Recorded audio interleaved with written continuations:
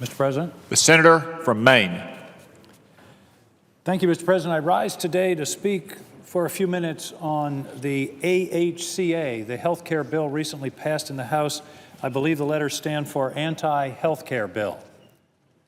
There are many troublesome aspects of this bill, kicking something like 20 million people off of health insurance, compromising essential benefits, what I call fig leaf pre-existing condition provision, which doesn't provide adequate funding to actually protect people with pre-existing conditions. But what I really want to focus on today are two interrelated provisions: a massive cut to Medicaid and a massive tax cut to the wealthiest Americans. By the way, that tax cut gives zero tax cut to anyone making less than $200,000 a year, and I'll talk about that in a moment. Let's talk about the Medicaid cuts, however. This is a part of the bill that hasn't gotten much attention. It's $840 billion over 10 years. It'll be about a 10% cut of Medicaid funds in Maine. It's hard to get an actual analysis of that, however, because the House bill was passed without any Congressional Budget Office analysis. None, zero. And unbelievably, the members of the House voted for a bill that they literally did not know the financial effects of, how it would affect their states, how it would affect the people in their state. Maybe next week we'll get that analysis. Certainly, this body will not act in that way. No Congressional Budget Office analysis. Let's talk for a minute about who's on Medicaid. 34% of the people on Medicaid are children. 20% are disabled people, and 18% are elderly. In other words, almost three-quarters, 75% are children, disabled, and elderly people. Many people talk about and think about Medicaid as some kind of welfare program. This is an essential lifeline for some of the most vulnerable people in our society: children, disabled, and elderly, 75%. And 75% of the funding goes to disabled and elderly people. 75% of the money goes to the disabled and elderly. Now, the people who sponsored this bill and are talking about it across the country talk about flexibility. Yes, there are some cuts, but we're giving the states flexibility. That's nonsense. They're giving the states flexibility to make decisions between funding programs for the elderly and programs for children, between cutting off programs for opioids and support for people who are disabled. That's not flexibility. That's just passing agonizing choices off to the states. I was a governor. I know about having to make these kinds of decisions. And to cut this money by this huge amount, almost $1 trillion over 10 years, and act like it can all be made up through some kind of fake flexibility is just, an unspeakably cruel way to shift this burden to the states. The bill talks about saving on the deficit. It saves on the deficit because $840 billion is shifted to the states. Let them pay it. Shift and shaft, that's what it is. Shift and shaft. Shift the cost and shaft the states, and particularly the people in those states who depend upon these programs. The disabled, the elderly, children, people with disability, people who are struggling to defeat the scourge of opioids and opioid addiction. And I want to talk about some people today. I want to talk about this guy, Dan Humphrey, 28 years old. He lives in a group home in Lewiston, Maine. He has autism. He's nonverbal. He has some bipolar characteristics and seizure disorder, but he's gentle and charming, and you can see his smile. He has very basic functional communication skills. He enjoys jumping on a trampoline and drumming. He does all his chores to care for himself with prompting and guidance, such as laundry and grocery shopping. He's proud of his volunteer jobs. He serves Meals on Wheels to clients through the week. He takes excess food from a nearby college to a local soup kitchen every Saturday. Daniel needs round-the-clock support in order to maintain this quality of life. When this level of programming was unavailable or is unavailable, he regresses and becomes aggressive. And even at current funding, Daniel's one of the lucky ones. He's not on a waiting list. Although he qualified for services, it took him 8 years to get a home and community-based service waiver for him to be able to live the life he does. He's in a group home in the wonderful city of Lewiston, Maine, where he lives today. He's contributing. He's got a decent life. Another person, and by the way, this is all about people. It really bothers me that we talk about policy and ideology and free markets and flexibility. We're talking about people.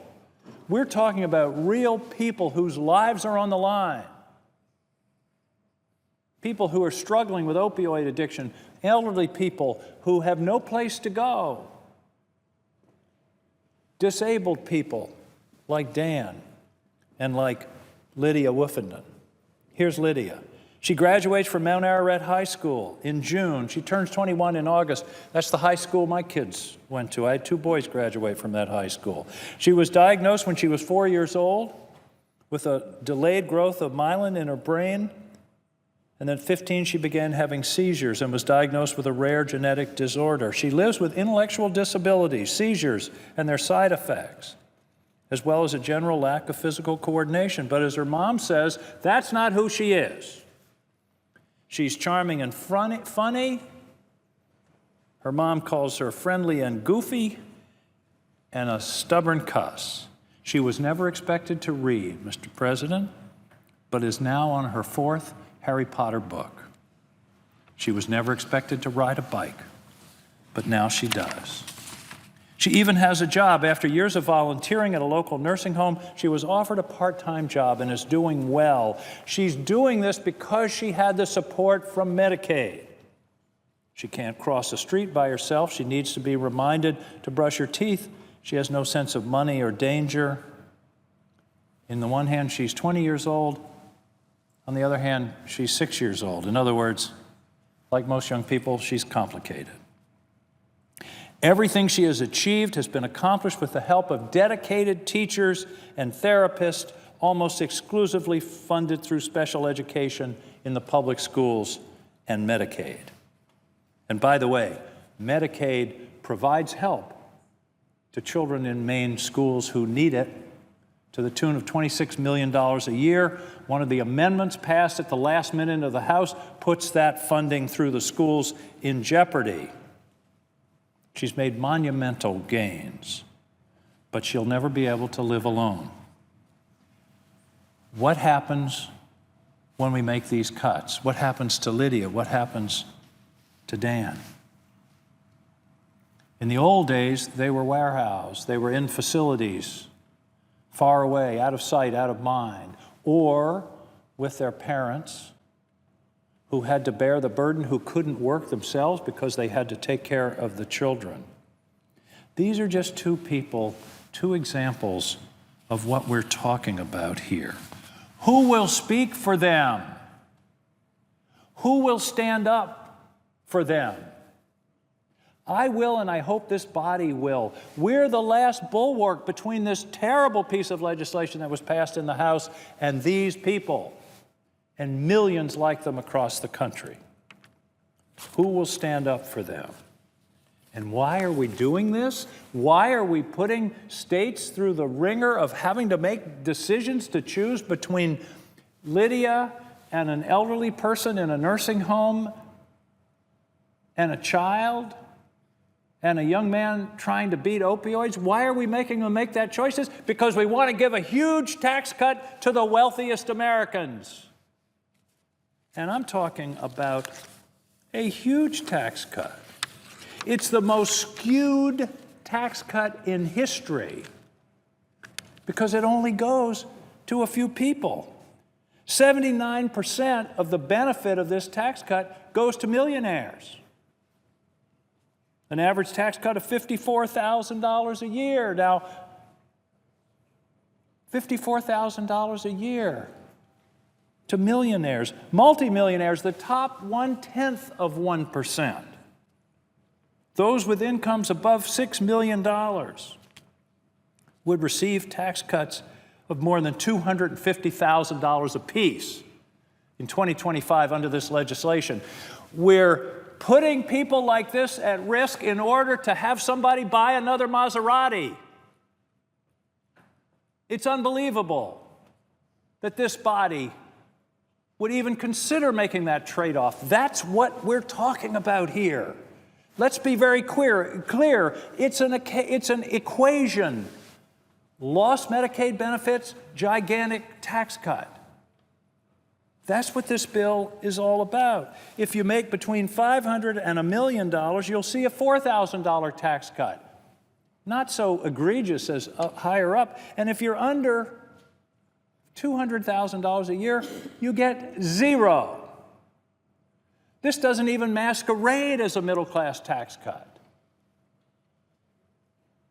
This is one of the most inequitable, cruel, and just unconscionable pieces of policy making that I've ever seen.